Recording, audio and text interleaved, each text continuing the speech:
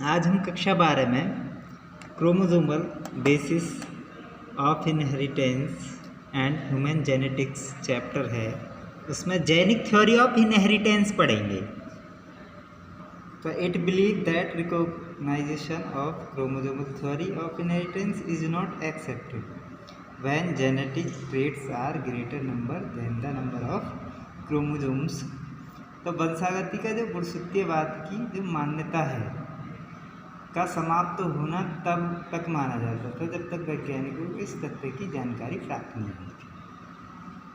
तो उसमें क्या गुणसूत्रों जो आनुवांशिक लक्षण हैं, जेनेटिक जो कैरेक्टर्स हैं, उनका नंबर जो क्रोमोसोम्स के नंबर से कहीं अधिक था। ठीक है ना? तो उसका नंबर अधिक था कैरेक्टर से। तो वो क्या थे फिर? इसका मतलब क्रोमोसोम्स से कैरेक्टर नहीं बनते, क्योंकि क्रोमोसोम्स कम है और कैरेक्टर्स हमारे अंदर ज़्यादा हैं। तो इसका मतलब कोई और चीज़ है जो कैरेक्टर्स को एक जनरेशन से दूसरी जनरेशन में पहुंचाने का काम करती है। तो उसके बाद आए डब्ल्यू जॉनसन। ये डब्ल्यू जॉनसन नामक वैज्ञानिक थे। उन्होंने was first used gene in 1910 में। मतलब जॉनसन ने सबसे पहले जीन शब्द का प्रयोग किया। उसके बाद T H. Morgan receive prize for genetic theory of inheritance. तो T H. Morgan was receive Nobel prize for genetic theory of inheritance. मतलब टी.एच. मॉर्गन ने नोबेल पुरस्कार प्राप्त किया जेनेटिक थ्योरी के लिए, जो नियम दिया था। अकॉर्डिंग टू दिस थ्योरी तो उन्होंने बताया कि genes are linearly placed on chromosomes. जो जीन्स हैं वो गुणसूत्र पर एक थ्रेड, मतलब माला के मोती के अनुसार, इनको बोलते हैं बीड्स, BEADS, मोती के समान ऐसे लगे हुए होते हैं। उसके बाद उन्होंने दूसरा बताया कि क्रोमोसोम्स में DNA होता है। इसमें क्रोमोसोम्स में DNA होता है, इसमें भीतर। तो निकाल लें DNA को। इसमें DNA होता है, ठीक है। और इन DNA में छोटे छोटे जो ब्रेक्स खंड होते हैं वो होते हैं जीन्स के, ठीक है। छोटे छोटे खंड होते हैं, यही जीन्स कहलाते हैं। अगला उन्होंने बताया कि gene is a physical unit. मतलब जीन भौतिक इकाई है जो first generation to second generation में वंशागत होती है, इनहेरिटेंस, ठीक है। Inherited from one generation to other. उसके बाद बताया उन्होंने in all organism the number of gene is much more than the number of chromosomes. के सभी जीवों में in all organism the number of genes is much more than the number of chromosomes. मतलब सभी जीवों में जीन्स की संख्या गुणसूत्रों की संख्या से कहीं अधिक होती है। फिर आया हमारा सेक्स डिटर्मिनेशन। तो सेक्स डिटर्मिनेशन में आपको बता दूं कि इसमें सेक्सुअल रिप्रोडक्शन में के द्वारा उत्पन्न होने वाली जो संतान है, मेल होगी या फीमेल होगी, ठीक है। इसी को हम कहते हैं सेक्स डिटर्मिनेशन, ठीक है। अब इन एनिमल्स,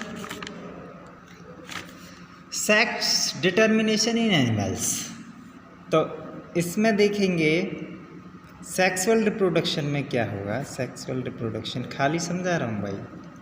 सेक्सुअल रिप्रोडक्शन में क्या होगा कि हैप्लॉइड स्पर्म होगा, एक स्पर्म क्या होगा, हैप्लॉइड ऐसी संरचना होती है ना, तो ये एक्स होगा, इसको बोलते हैं हम हैप्लॉइड, हैप्लॉइड, ठीक है।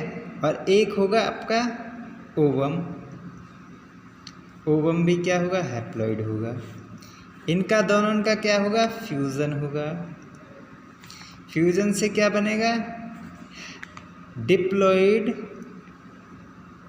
जाइगोट बनेगा।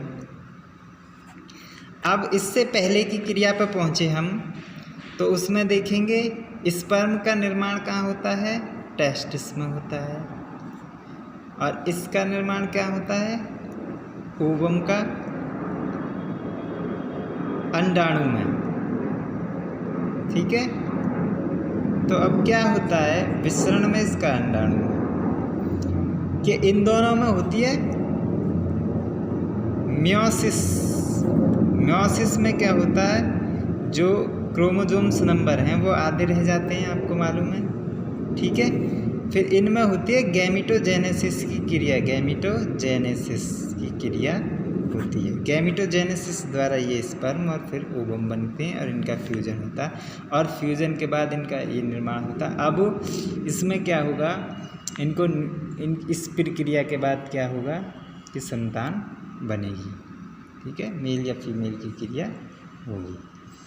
तब इसमें पहले माना जाता था, पहले एक वो थी कि गर्भधारी स्त्री है कोई, है ना, तो उसमें चंद्रमा की स्थिति यदि राइट होगी या इधर होगी तो उसमें नर बनेगा, ऐसी कुछ अवधारणा बना रही थी कि इधर सूर्य, इधर मून है तो लड़का होगा, यदि इधर मून है तो लड़की होगी, या फिर हवा की दिशा, टेम्परेचर हो या एयर की डायरेक्शन।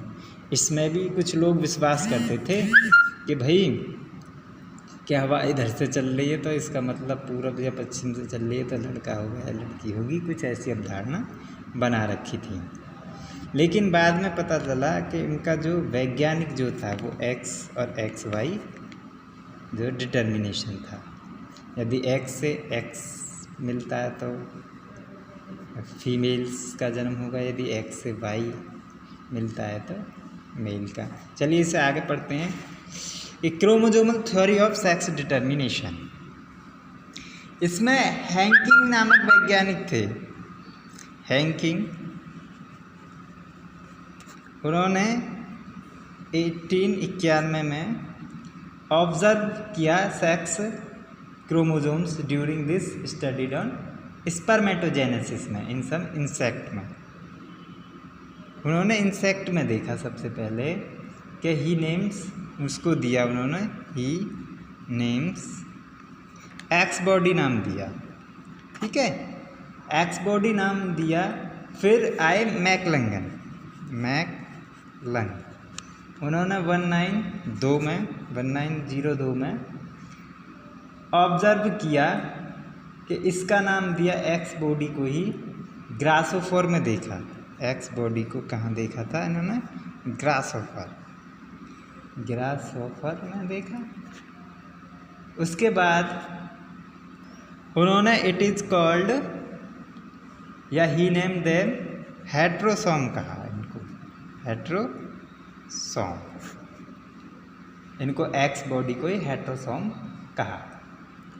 इसके बाद डिस्कवरी हुई, उसके बाद मैकलंगन और अन्य जो साइंटिस्ट थे, it was accept that chromosomal play an important role in sex determination. Afterward the X body, जो एक्स बॉडी है तो उसका नाम जो रखा वाज नेम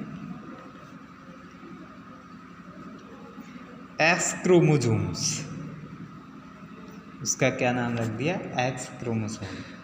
इसके बाद जो स्टीवेंस हैं, उन्होंने, स्टीवेंस नामक एक साइंटिस्ट थे, उन्होंने 1902 में डिस्कवर्ड किया वाई क्रोमोसोम्स। डिस्कवर्ड कौन सा किया था, वाई क्रोमोसोम्स। ड्यूरिंग विल्सन नामक वैज्ञानिक आए, फिर विल्सन एंड स्टीवेंस ने स्टार्ट किया मेल एंड फीमेल में, कि उन्होंने बताया मेल में XY और फीमेल में X क्रोमोजोम्स होते हैं। तो X क्रोमोजोम्स जो थे दे नेम X क्रोमोसोम्स, 2 टाइप्स के पाए जाते हैं। इसका मतलब क्रोमोजोम्स 2 टाइप्स के क्रोमोजोम्स होते हैं, X क्रोमोसोम्स और Y क्रोमोसोम्स। तो इनको बोला XY को एलोसोम बोला है, एलोसोम्स नाम दिया, ठीक है। और अदर जो हमारे शरीर में क्रोमोजोम्स पाए जाते हैं उनको बोला उन्होंने ऑटोसोम्स। इसको भी जान लेते हैं। जैसे मनुष्य में 23 जोड़ी गुणसूत्र हैं, तो 22 जोड़ी एक जैसी हैं, तो इनको क्या बोलेंगे, ऑटोसोम्स या एलोसोम्स, ऑटोसोम्स या एलोसोम्स बोलेंगे। तो इनको ऑटोसोम्स बोलेंगे और एलोसोम्स एक्स एंड XY इसको बोलेंगे। तो ये ही तो लिंग निर्धारण करते हैं, सेक्स डिटर्मिनेशन करते हैं। इससे Y से मिल जाएगा XY, तो मेल पैदा होगा, और इससे XX मिलेगा तो फीमेल, ठीक है। तो आगे चलते हैं आज की क्यूज पे। आज की क्यूज का प्रश्न है, स्पर्म को न्यूट्रिएंट कौन प्रदान करता है? तो कल आपसे पूछा था, तो इसका आंसर है सर्टोली कोशिकाएं। अब सेक्स ट्रांसमिटेड डिजीज कौन सी होती है? एड्स होती है, सिफिलिस होती है और गोनेरिया होती है, ठीक है। Sertoli cells are present in, कहाँ पाई जाती है? ये आपको कमेंट्स में जवाब देना है। सर्टोली सेल्स कहाँ पाई जाती हैं? Where is Sertoli cells are present in. तो वीडियो इतना ही था, मिलते हैं नेक्स्ट वीडियो में, तब तक के लिए धन्यवाद। आज काम नहीं दिया है, खाली आपको सीखना था आज।